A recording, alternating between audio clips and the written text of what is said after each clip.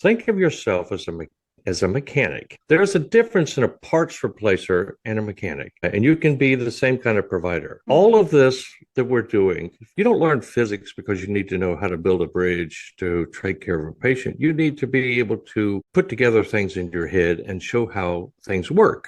That's Right. what physics is about, is to get your brain moving. You don't need to know where a sodium channel fits into the mitochondria to be Hmm. able to determine whether or not somebody's having a heart attack.